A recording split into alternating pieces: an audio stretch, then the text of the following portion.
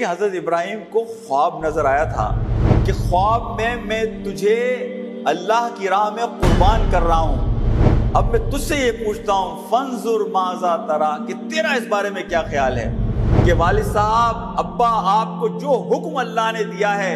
آپ اسے پورا کر گزریے، کہ اللہ سے مجھے امید ہے کہ اللہ انشاءاللہ مجھے ثابت قدم رکھے گا۔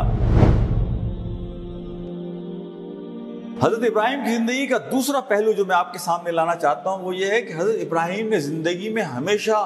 عزیمت کا راستہ اختیار کیا، رخصت کا راستہ اختیار نہیں کیا۔ یعنی جو سورہ صافات کی آیات میں نے پچھلی مرتبہ پڑھی تھی، حضرت ابراہیم علیہ السلام اپنے بیٹے سے یہ بات کہتے ہیں انی اذباحک فانظر ماذا ترا، کہ بیٹا میں نے خواب دیکھا کہ خواب میں تجھے اللہ کی راہ میں قربان کر رہا ہوں۔ اب میں تجھ سے یہ پوچھتا ہوں فانظر ماذا ترا، کہ تیرا اس بارے میں کیا خیال ہے۔ دیکھیں حضرت ابراہیم کو خواب نظر آیا تھا۔ اگر مجھ جیسا کوئی فرد ہوتا تو شاید یہ سوال کر بیٹھتا کہ بھائی یہ تو خواب ہی ہے نا، اللہ نے کوئی وحی تو نہیں بھیجی، کوئی صاف نشانی تو نہیں بھیجی۔ اچھا یہ خواب بھی حضرت ابراہیم کو ایک مرتبہ نظر نہیں آیا، الفاظ سے یہ بات ظاہر ہوتی ہے کہ تواتر کے ساتھ انہیں کئی راتوں یہ خواب نظر آیا کہ اپنی پسندیدہ ترین چیز اللہ کی راہ میں قربان کرو۔ آپ اندازہ لگائیے کہ کتنے عرصے کے بعد اللہ نے انہیں ایک بچہ دیا، اور وہ بچہ جب چلنے پھرنے کے قابل ہوا تو آپ سے یہ خواب میں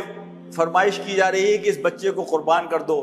حضرت ابراہیم نے رخصت کا راستہ اختیار نہیں کیا، اپنے بچے سے بھی وہ جس طرح گفتگو کر رہے ہیں اس میں یہ اعتماد شامل ہے کہ بیٹا اس خواب کو مجھے پورا کرنا ہے،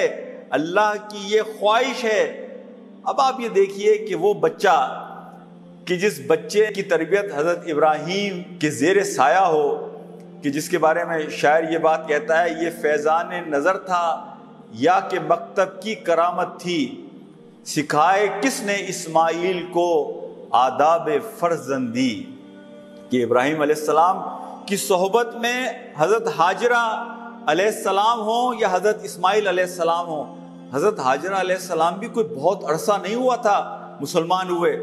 وہ تو بادشاہ کی طرف سے دیا گیا ایک تحفہ تھا جو مصر میں آپ کو دیا گیا، لیکن ایک بہت تھوڑے سے عرصے میں حضرت ابراہیم کی صحبت کے نتیجے میں آپ نے وہ تربیت کی حضرت ہاجرہ کی،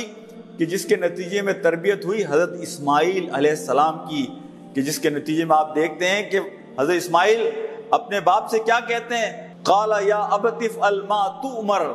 ستجدونی انشاءاللہ من الصابرین۔ بیٹے کا ایبرپٹ جواب یہ تھا اپنے باپ کو پورے اعتماد کے ساتھ کہ والد صاحب ابا آپ کو جو حکم اللہ نے دیا ہے آپ اسے پورا کر گزریے انشاءاللہ۔ یعنی یہاں بھی وہ اللہ کی استعانت کی دعا کر رہے ہیں کہ اللہ سے مجھے امید ہے کہ اللہ انشاءاللہ مجھے ثابت قدم رکھے گا۔ میرے بھائیوں دوستوں اور ساتھیوں، تو حضرت ابراہیم کو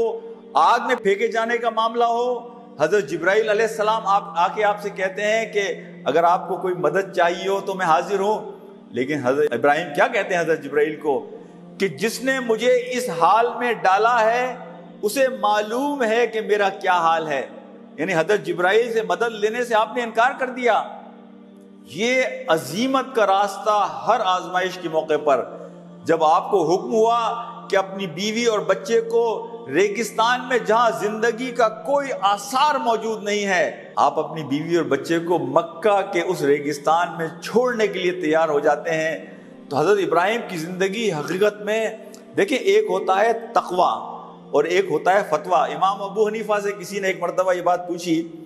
کہ امام آپ نے جو فتویٰ ہمیں دیا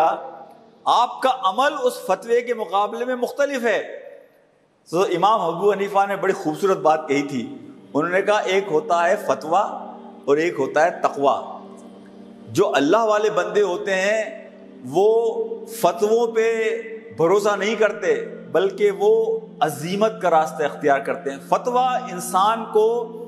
اکثر اوقات ایک رخصت کا راستہ فراہم کرتا ہے